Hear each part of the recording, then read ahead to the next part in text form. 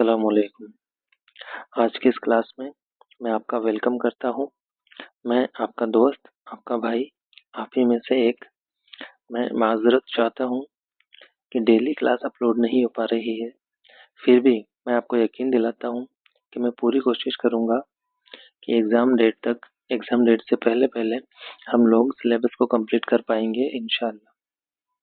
मैं उम्मीद करता हूँ आप सब लोग खुश होंगे, सेहतमंद होंगे और रमज़ान रख रहे हो और आप लोगों से मैं दुआओं का तलबगार हूँ। आज के पढ़ेंगे मुंशी प्रेमचंद का मुख्तसर अफसाना नमक का दरोगा। इसके अहम किरदार, मुख्तसर किस्सा और इससे बनने वाले सवालात जो एग्जाम के पॉइंट ऑफ व्यू से अहम होने वाले हैं, इम्पोर्टेंट होने वाले हैं। तो हम शुरू करते हैं आज की इस क्लास में। सबसे पहले हम अहम किरदारों की जानिब रुख करते हैं, जिसमें हम पढ़ते हैं सबसे पहला जो किरदार है उसका नाम है मुंशी बंशीधर। ये इस अफसाने का, मुख्तसर अफसाने का मरकजी किरदार है। पूरा अफसाना इसी किरदार के इर्द गिर्द घूमता रहता है। आज का जो किस्सा हम पढ़ेंगे, नमक का दरोगा, इसको अगर अदब की सिंध के लिहाज से देखा जाए तो ये एक मुख्तसर अफसाना है।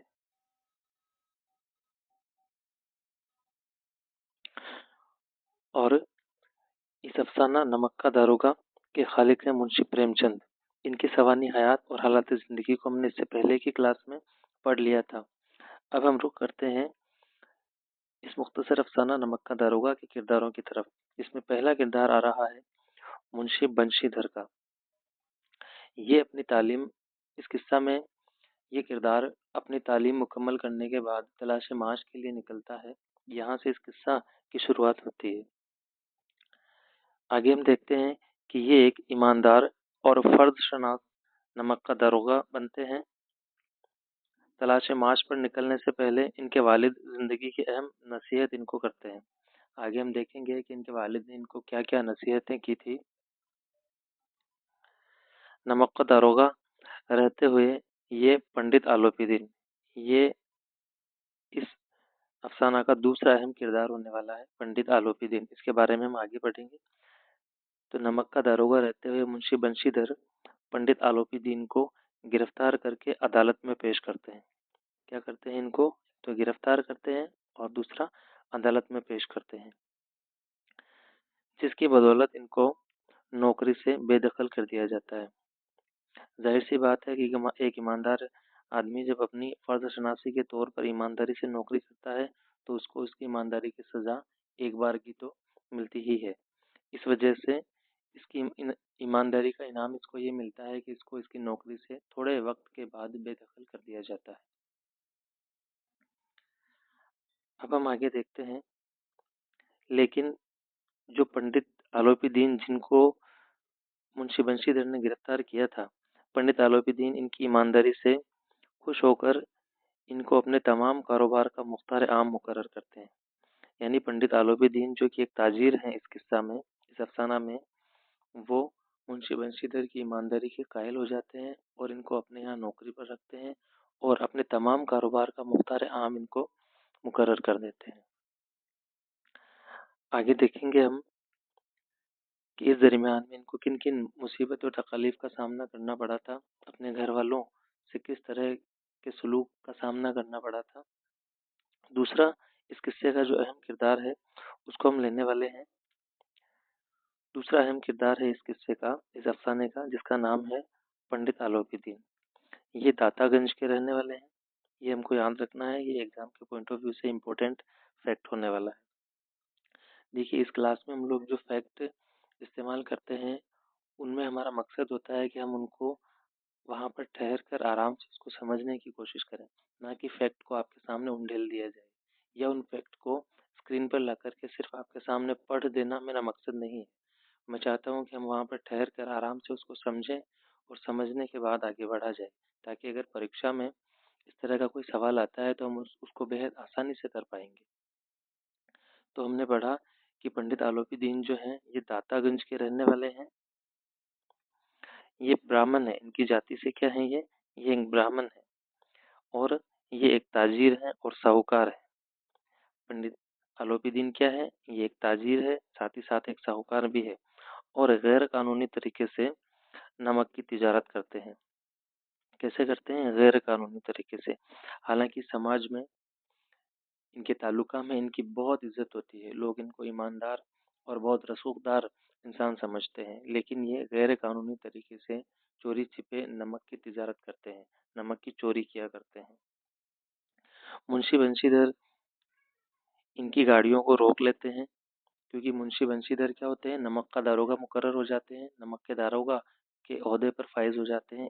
इसलिए, और वो एक फर्ज शनास इंसान है, इसलिए वो इस तरह की गैर कानूनी हरकतों को बिल्कुल भी सहन नहीं करते हैं और इनकी मुंशी बंशीधर की गाड़ियों को, जिनमें नमक भरा होता है, उनको रोक लेते हैं और इनको गिरफ्तार करके अदालत में पेश करते हैं। ये हमने ऊपर भी देख लिया था कि मुंशी बंशीधर पंडित आलोपीदीन को गिरफ्तार करते हैं और अदालत में पेश करते हैं। हालांकि पंडित आलोपीदीन जो है वो अपने रसूख और अपनी दौलत की वजह से, की बदौलत अदालत से रिहा हो जाते हैं, बाइज्जत बरी रिहा हो जाते हैं।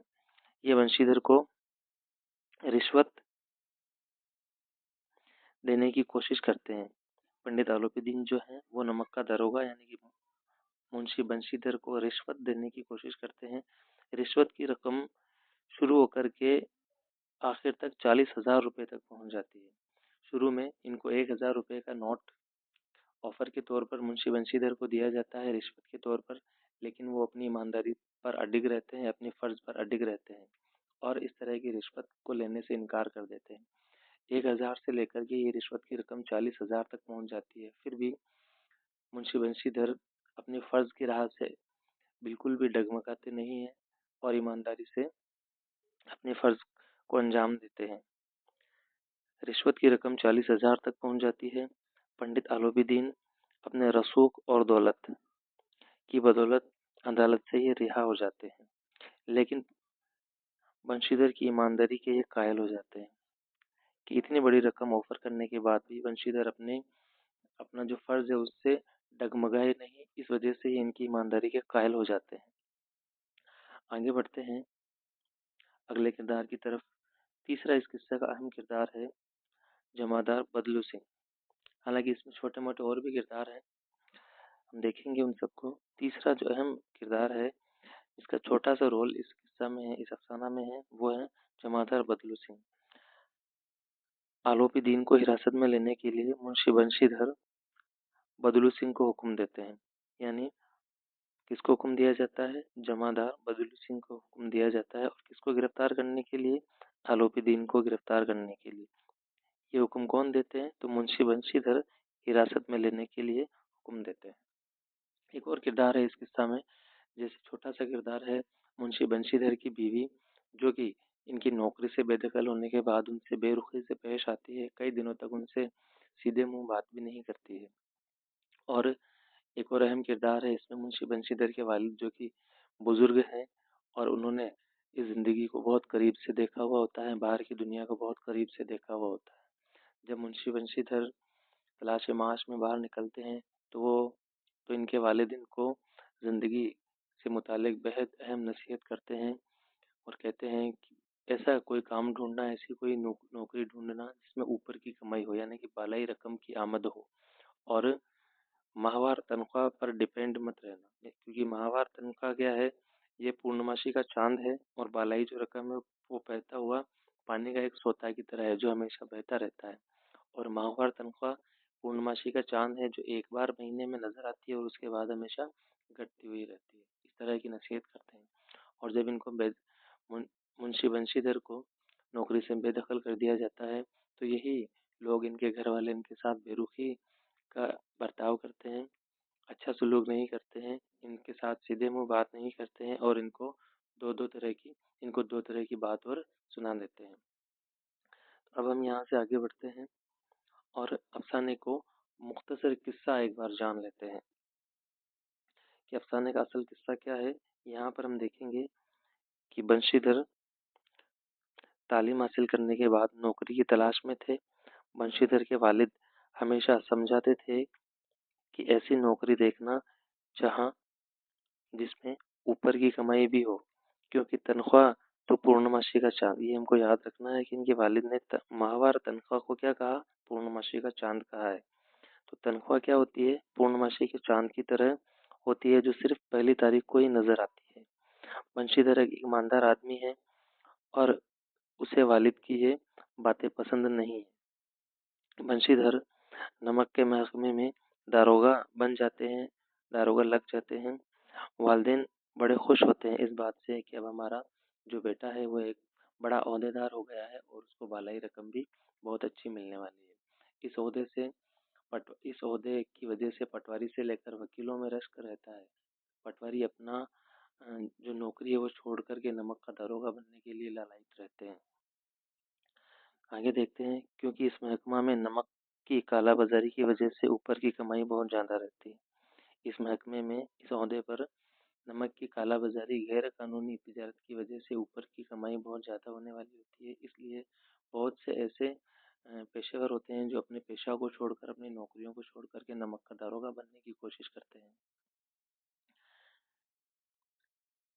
आगे हम देखते हैं कि एक रात बंशीधर जब ड्यूटी अंजाम दे रहे होते थे, उन्हें रात के सन्नाटे में गाड़ियों का शोरगुल और मल्लाहों की आवाजें सुनाई पड़ती है। मालूम करने पर बंशीधर को पता चलता है कि यह गाड़ियां पंडित आलोपी दीन की है।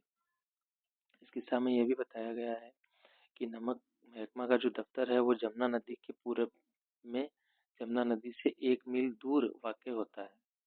पंडित आलोपी दीन देखते हैं कि जब उनको गाड़ियों का शोरगुल सुनाई देता है तो वो अपना घोड़े पर बैठते हैं, अपना तमंचा साथ में लेते हैं और देखते ही देखते उन गाड़ी वालों के पास में आ करके खड़े हो जाते हैं और पता करते हैं कि भाई ये गाड़ियाँ किसकी है, कहाँ जा रही है। तो उनको पता चलता है कि ये गाड़ियाँ पंडित आलोपी दीन की है, जो इस इलाके के बेहद बड़े रसूखदार हैं, जमादार हैं, रसूखदार हैं। ये गाड़ियाँ पंडित आलोपी दीन की हैं और इनमें नमक भरकर गैर कानूनी तौर पर ले जाया जा रहा है। बंशीधर नमक की गाड़ियों को रोक देते हैं और आलोपी दीन ले देकर मामला निपटाना चाहता है, यानी पंडित आलोपी दीन को तलब कर लिया जाता है। उसी जगह पर पंडित आलोपी दीन अपने सजीले रथ में बैठ कर के आते हैं और अपने दौलत के नशे में चूर रहते हैं। उनको लगता है कि दौलत से किसी भी इंसान को खरीदा जा सकता है, उसके ईमान को खरीदा जा सकता है। वो बेपरवाह होकर के आते हैं और उनसे इस मिजाज में बात करते हैं कि इनको मना लिया जाएगा, रिश्वत दे करके अपनी गाड़ियों को छुड़वा लिया जाएगा। मगर बंशीधर किसी कीमत पर नहीं मानता, यहाँ तक कि आलोपी दीन इसको 40,000 तक रिश्वत देने को तैयार हो जाते हैं। हमको ये याद रखना है कि रिश्वत की रकम 1,000 से शुरू होती है और अंत में 40,000 तक पहुंच जाती है। आज के दौर में इस कीमत की वैल्यू बहुत कम हो सकती है, लेकिन जब हम देखें कि जब ये अफसाना लिखा गया उस वक्त इस कीमत की वैल्यू क्या रही होगी। इस वजह से हमको इस कीमत को कम नहीं आंकना चाहिए। हालांकि आज भी 40,000 तो एक बड़ी रकम ही है। तो रिश्वत की रकम 1,000 से शुरू होकर 40,000 रुपए तक पहुंच जाती है। इतने रुपये देने के लिए तैयार हो जाते हैं। बंशीधर आलोपी दीन को गिरफ्तार कर अदालत में पेश करता है। इसकी इस हरकत पर सारे लोग और खुद इसके वालिदैन इससे खफा हो जाते हैं। आलोपी दीन अपने ताल्लुकात की वजह से छूट जाता है और बंशीधर को नौकरी से मुअत्तल कर दिया जाता है। इनको नौकरी से बेदखल कर दिया जाता है, निकाल दिया जाता है। इनको इनकी ईमानदारी की सजा मिलती है और इनको नौकरी से बेदखल करके घर पर बैठा दिया जाता है। इस ओहदे पर फाइज हुए इनको सिर्फ 6 महीने हुए थे और इनको इस तरह की बेईमानी का, इस तरह की बेरुखी का अपने महकमे से सामना करना पड़ता है। आगे हम देखेंगे कि आलोपी दीन बंशीधर के घर आते हैं। घर क्यों आते हैं? क्योंकि आलोपी दीन मुंशी बंशीधर की ईमानदारी के कायल हो जाते हैं। उन्होंने अपनी जिंदगी में इस तरह का फर्ज शनास इंसान कभी नहीं देखा हुआ होता है, इसलिए वो इसके घर आते हैं जहाँ बंशीधर के वालिदैन से जहाँ बंशी के वालिद आलोपी दीन से शर्मिंदगी का इजहार करते हैं। मगर आलोपी दीन बंशी के वालिद को मुबारकबाद पेश करते हैं कि आपने के यहाँ ऐसे बेटे ने, ऐसे आपकी ऐसी औलाद है जो जिसकी वजह से आपको फख्र करना चाहिए। इसने आपका नाम रोशन किया है कि इनके घर ऐसा ईमानदार बेटा पैदा हुआ है। आलोपीदीन बंशीधर को अपनी जायदाद का मुख्तार आम अपनी जायदाद और अपने तमाम कारोबार का मुख्तार आम बना देते हैं, क्योंकि वो बंशीधर की ईमानदारी और इसकी खूबियों से आगाह हो गए थे। बंशी को ईमानदारी की वजह से पहले से ज्यादा आला मुकाम हासिल हो जाता है, यानी पहले जो ये नमक का दारोगा थे उससे भी ज्यादा आला मुकाम इनको हासिल हो जाता है। तो हमने इस तरह से मुख्तसर अफसाना को पढ़ लिया है और इस किस्से को समझने की कोशिश की है। अब यहाँ से हम आगे बढ़ते हैं और इस अफसाना से मुतालिक चंद अहम सवालात को देखते हैं जो परीक्षा के पॉइंट ऑफ व्यू से अहम इम्पोर्टेंट होने वाले हैं। इस पहला सवाल होगा, अफसाना में नमक का दरोगा किसको मुकर्रर किया जाता है? तो इसका सही जवाब है जवाब नंबर 1, मुंशी बंशीधर को इस अफसाना में नमक का दरोगा मुकर्रर किया जाता है। अगला सवाल है सवाल नंबर 2, अफसाना में नमक का ताजीर कौन होता है? तो इसका सही जवाब होगा जवाब नंबर 2, पंडित आलोपी दीन इस अफसाना में नमक का ताजीर यानी नमक का कारोबारी होता है। अगला सवाल है सवाल नंबर 3, बंशीधर को कौन नसीहत करता है? यानी जब वो तलाश माश के लिए निकलते हैं तो उनको कौन नसीहत करता है? तो इसका सही जवाब होगा जवाब नंबर 3, उनके वालिद उनको जिंदगी से मुतालिक नसीहत करते हैं। अगला सवाल सवाल नंबर 4, नमक का दारोगा किन के लिए रश्क का बाश है? ये हमने बात की थी जब हम अफसाना का मुख्तसर किस्सा पढ़ रहे थे, किरदार पढ़ रहे थे उस वक्त, कि नमक का दारोगा का ये जो ओहदा है ये किन के लिए रश्क का यानी ईर्ष्या का कारण बनता है, रश्क का बाश है। तो इसका सही जवाब है कि ये वकीलों के लिए रश्क का बाश बनता है। अगला सवाल सवाल नंबर 5, अफसाना में अंग्रेजी तालीम का मुतरादिफ किसको करार दिया जाता है? तो इसका सही जवाब है जवाब नंबर 6, ईसाइयत। इस दौर में ईसाइयत और अंग्रेजी तालीम को एक दूसरे का मुतरादिफ समझा जाता है। उम्मीद है यहाँ तक हमको समझ में आ रहा होगा। सवाल नंबर 5 में ये कहा गया है कि अंग्रेजी तालीम को किसका मुतरादिफ यानी कि पर्यायवाची समझा जाता है, करार दिया गया है इस अफसाने में? तो इसका सही जवाब ईसाइयत, यानी ईसाइयत और अंग्रेजी तालीम को एक दूसरे का मुतरादिफ करार दिया गया है। अगला सवाल है सवाल नंबर 6, अफसाना में कौन सी तालीम को सनद इफ्तिखार करार दिया गया है? कौन सी तालीम को सनद इफ्तिखार करार दिया गया है? तो इसका सही जवाब है जवाब नंबर 6, फारसी तालीम को इस अफसाना में सनद इफ्तिखार करार दिया गया है। अगले सवाल की तरफ आगे बढ़ते हैं। अगला सवाल है सवाल नंबर 7, अफसाना में किस मुल्क का जिक्र आया है? यानी इस अफसाना में किस मुल्क का जिक्र किया गया है? तो इसका सही जवाब होगा जवाब नंबर 7, मुल्क अमेरिका। कौन सा मुल्क? मुल्क अमेरिका का जिक्र आया है, साथ ही जंग नील का भी जिक्र आया है। यहाँ हमने देखा कि मुल्क तो है अमेरिका और जो जिस नदी का यहाँ पर जिक्र आया है वो है नील, जंग नील। सवाल नंबर 8, अफसाना में किस दास्तान और किस्सा का जिक्र आया है?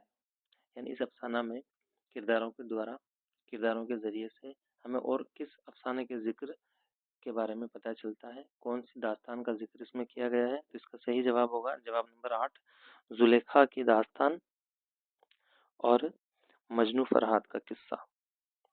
दो दास्तानों के नाम इस किस्से में आते हैं, इस अफसाना में आते हैं। एक तो है जुलेखा की दास्तान और दूसरा है मजनू फरहाद का किस्सा। अगले सवाल की तरफ आगे बढ़ते हैं। सवाल नंबर 9, अफसाना में किसको पूर्णमासी का चांद कहा गया है? ये हम किस्सा में समझ करके पढ़ करके आ चुके हैं कि मुंशी बंशीधर के वालिद ने ये बात कही थी अपने बेटे मुंशी बंशीधर को। तो उन्होंने किस चीज को किसको पूर्णमासी का चांद करार दिया था, कहा था? तो इसका सही जवाब होगा जवाब नंबर 9, माहवार मुशायरा या माहवार तनख्वाह को पूर्णमासी का चांद करार दिया गया है। अगला सवाल है सवाल नंबर 10, अफसाना ने किसको पानी का बहता हुआ सोता कहा है? ये बात भी मुंशी बंशीधर के वालिद ने ही उनको नसीहत की थी कि पानी का बहता हुआ सोता उन्होंने बालाई रकम यानी रिश्वत की रकम, ऊपरी कमाई को पानी का बहता हुआ सोता करार दिया। आगे बढ़ते हैं सवाल नंबर 11 की तरफ। अफसाना में किस मौसम का जिक्र है? तो हम देखते हैं कि जाड़े के दिन यानी जाड़े के मौसम का जिक्र इसमें आया है। अगला सवाल सवाल नंबर 12, पंडित आलोपी दीन कहाँ के रहने वाले हैं? तो ये भी हमने अफसाना के किस्सा और किरदारों में देखा था कि पंडित आलोपी दीन जो है वो दातागंज के रहने वाले हैं, और ये एग्जाम के पॉइंट ऑफ व्यू से इम्पोर्टेंट सवाल होने वाला है। अगला सवाल, सवाल नंबर 13, अफसाना में किस नदी का जिक्र आया है? तो हम देखेंगे कि अफसाना में जमुना नदी का जिक्र आया है, और ये बताया गया है कि जमुना नदी से पूरब में 1 मील दूर नमक का महकमा वाक़ था। नमक महकमा का दफ्तर कहाँ पर स्थित था? जमुना नदी से पूरब में 1 मील दूर।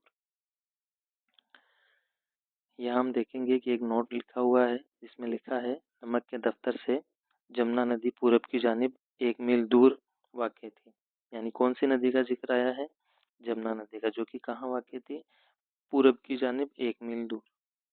किस जानिब, किस दिशा में? पूरब की जानिब।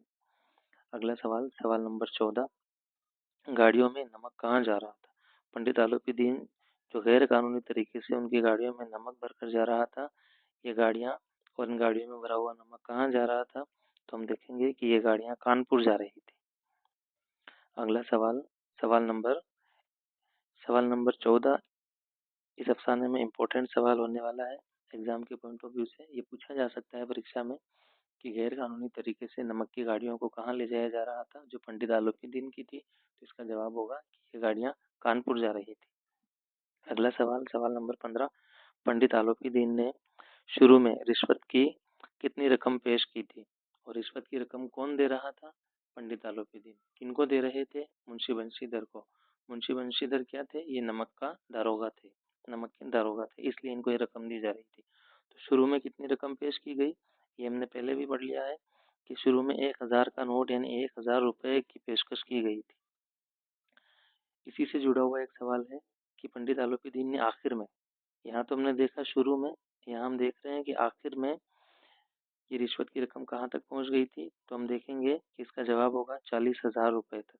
ये रकम, रिश्वत की रकम कहाँ तक पहुँच गई थी? 40,000 रुपये तक पहुँच गई थी। हमने देखा कि 40,000 रुपये की पेशकश के बावजूद भी मुंशी बंशीधर अपनी फरशनासी से बिल्कुल भी अडिग नहीं हुए थे। यहाँ से हम देखेंगे आगे सवाल नंबर 16, बंशीधर ने किसको कहा, यानी जो नमक का दारोगा है बंशीधर, उन्होंने किसको कहा इन्हें हिरासत में ले लो? बंशीधर ने किनको हिरासत में लेने के लिए कहा और किसको कहा कि इनको हिरासत में ले लो? तो इसका जवाब होने वाला है, जवाब नंबर 16, जमादार बदलू सिंह को। ये हमने किस्सा में भी देख लिया था कि बंशीधर ने जमादार बदलू सिंह को हुक्म दिया कि इन्हें हिरासत में ले लो। किन्हें? पंडित आलोपी दीन को हिरासत में ले लो। सवाल नंबर 17, अफसाना के मुताबिक किसकी सदाएं खाक में मिल गई? तो इसका सही जवाब है, जवाब नंबर 17, रामेश्वर और जगन्नाथ। इनकी जो सदाएं हैं वो खाक में मिल गई इस किस्सा के मुताबिक। अगला सवाल हम देखेंगे, सवाल नंबर 18, अफसाना में अदालत का फैसला क्या रहा? तो इसका सही जवाब है, जवाब नंबर 18, आलोपी दीन को रिहा कर दिया गया। किसकी बदौलत? अपने रसूख और अपनी दौलत की बदौलत उन्होंने इस इंसाफ को खरीद लिया था और पंडित आलोपी दीन को अदालत के जरिए से रिहा कर दिया गया था। अगला सवाल, सवाल नंबर 19, किसको नौकरी से बेदखल किया गया? तो इसका जवाब होने वाला है, जवाब नंबर 19, मुंशी बंशीधर को नौकरी से बेदखल कर दिया गया था। अगला सवाल, सवाल नंबर 20, अफसाना में बंशीधर की नौकरी से बेदखल होने के बाद घर वालों का रवैया कैसा रहा? तो इसका जवाब है, बीवी और घर वाले यानी कि वालदेन ने सीधे मुंह उनसे बात नहीं की और उनके साथ सख्ती का, बेरुखी का रवैया पेश किया था। अगला सवाल है, सवाल नंबर 21, कौन बंशीधर की ईमानदारी के कायल हो गए थे?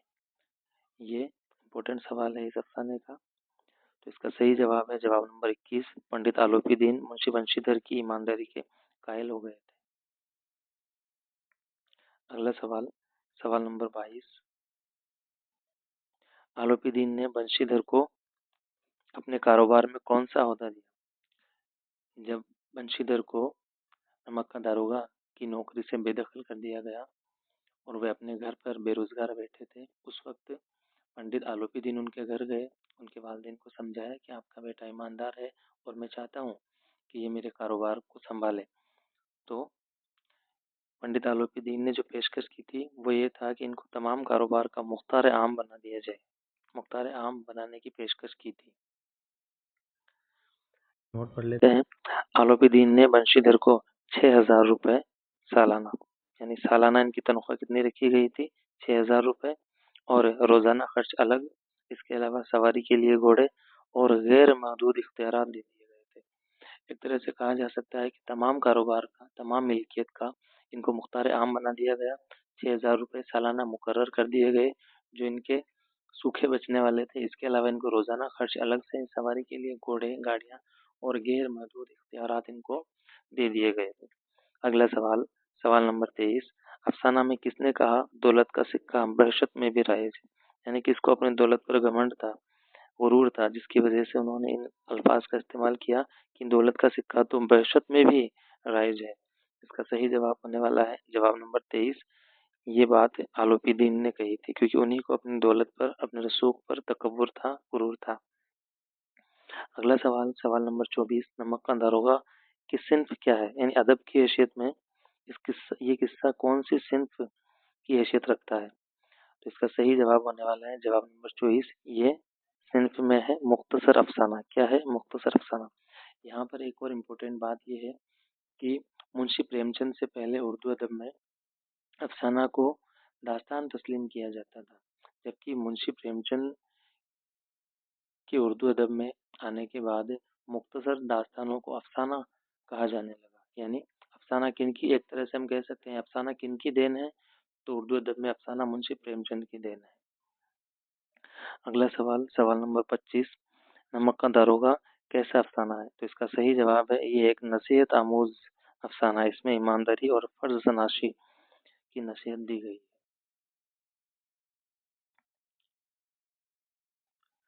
इसी के साथ हमारी इस क्लास को हम खत्म करते हैं। मैं उम्मीद करता हूँ कि आपको ये किस्सा अफसाना नमक का दारोगा समझ में आया होगा। इसके सवालात के ज़रिए से, इसके किरदारों के ज़रिए से और मुख्तसर जो किस्सा हमने देखा उसके ज़रिए से आपको ये किस्सा पूरा आपके दिमाग में एक तरह से समझ में आ गया होगा। मैं उम्मीद करता हूँ कि आपको ये क्लास समझ में आई है, और आपसे मेरी रिक्वेस्ट है कि अगर आपको ये समझ में आया है, पसंद आया है, तो आप इसको लाइक, शेयर एंड सब्सक्राइब ज़रूर कीजिए। जब हमारे सब्सक्राइबर की तादाद 100 हो जाएगी उसके बाद में मैं ये जितने भी नोट्स मैंने हैंड रिटन शॉर्ट नोट्स बनाए हैं, ये सारे हैंड रिटन शॉर्ट नोट्स आपको टेलीग्राम पर प्रोवाइड करवा दूंगा। इससे आपके लिए एग्ज़ाम में आसानी हो जाएगी कि हमने वीडियोस के माध्यम से इन सारे सिलेबस को समझ लिया होगा, और एग्ज़ाम के आसपास हमको इनकी सारी पीडीएफ मिल जाएगी। तो मुश्किल से 2 दिन या 5 दिन में हम इस पीडीएफ को पढ़ लेंगे और आसानी से एग्ज़ाम दे पाएंगे। तो सब्सक्राइबर को भी थोड़ा बढ़ा दीजिए। अस्सलाम वालेकुम।